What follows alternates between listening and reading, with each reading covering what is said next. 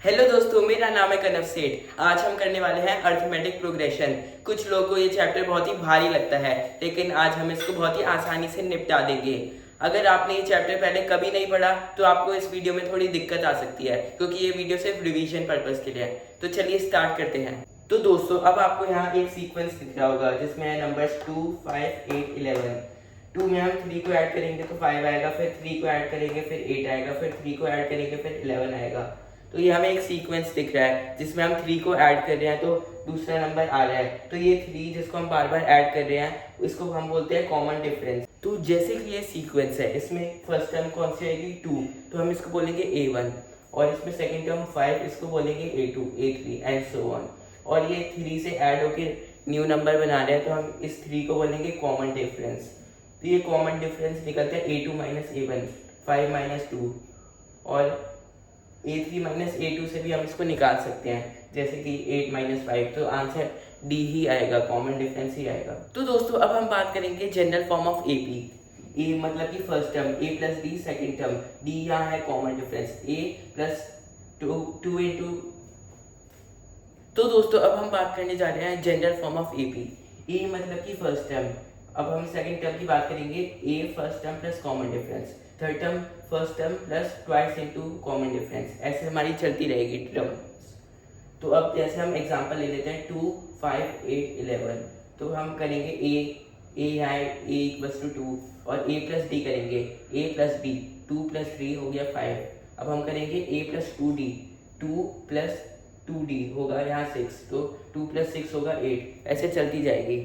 और हम अब बात करने जा रहे हैं nth टर्म की। ये भी बहुत इंपॉर्टेंट टॉपिक है क्वेश्चन सॉल्व करने के लिए। nth टर्म का फॉर्मूला ये है A plus n minus 1D। आप इसको याद कर सकते हैं, याद ही करना पड़ेगा आपको, वरना काम तो चलेगा नहीं इसके बगैर। तो जैसे हमने nth टर्म निकाल लिया, nth टर्म फॉर्मूला यूज होता है किसी पर्टिकुलर टर्म के लिए।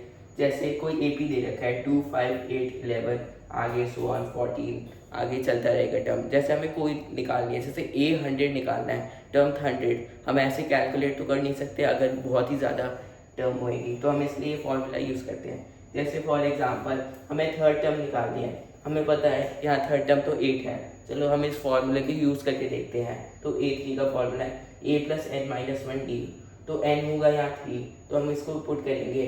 हमें पता है 2 A है 2 और D है 3, तो हम 2 प्लस 3 माइनस 1D, तो यहाँ 8 है, तो 8 यहाँ थर्ड टर्म आ रही है, और यहाँ भी थर्ड टर्म 8 ही है, तो ये प्रूव हो रहा है। तो अभी हमने बात करी nth टर्म की, अब हम बात करने जा रहे हैं सम ऑफ n टर्म। अगर आपको कोई क्वेश्चन में दिया जाए कि जैसे 20 टर्म का सम निकालो, 30 टर्म का सम निकालो, या 2 या 5-6 टर्म का सम निकालो, तो आप इस फॉर्मूले से निकाल सकते हो। तो अब हम बात करेंगे एक और इम्पॉर्टेंट फार्मूला की, जो आपके बोर्ड एग्जाम में पूछा जा सकता है। ये है nth टर्म। हम nth टर्म को हम ऐसे भी लिख सकते हैं कि सम ऑफ n टर्म और minus sum of n minus 1 term.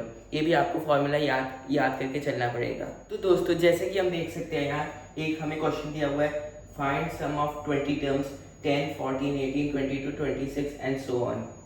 तो यहाँ A हमारा फर्स्ट टर्म होगा 10, और D आप देख सकते हैं 14 माइनस 10 करेंगे या 18 माइनस 4 करेंगे, 14 करेंगे तो 4 ही मिलेगा हमें।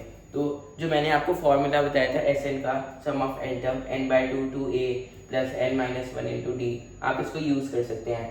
तो पहले आप अपनी नोटबुक में सॉल्व करना, फिर आप इस वीडियो को पॉज कर सकते हैं और फिर आप अपना सॉल्यूशन भी चेक कर सकते हैं। तो हमने डाला n की वैल्यू 20 डाली, और हमने n की वैल्यू 20 डालने के बाद A की वैल्यू 10 डाल दी, और D की वैल्यू 4 डाली, जैसे कि हमने यहाँ से निकाला। तो हमने उसको सॉल्व करने के बाद 960 आ गया। तो देख सकते हैं आपकी बहुत ही आसानी से आ गया ये आंसर इस फॉर्मूले से। अगर आप कैलकुलेशन एडिशन +4 +4 +4 करते तो घंटों पे घंटों लग जाते हैं आपको सॉल्व। दोस्तों, अगर आपको ये वीडियो पसंद आए तो इस वीडियो को लाइक करना मत भूलना, और मेरे चैनल को भी आप सब्सक्राइब कर सकते हैं। आपका मैंने इतनी जल्दी रिवीजन करा दिया अर्थमेटिक प्रोग्रेशन का। ऐसे ही अगर आपको वीडियोस चाहिए तो इस चैनल को सब्सक्राइब करना मत भूलना। Thank you, bye bye.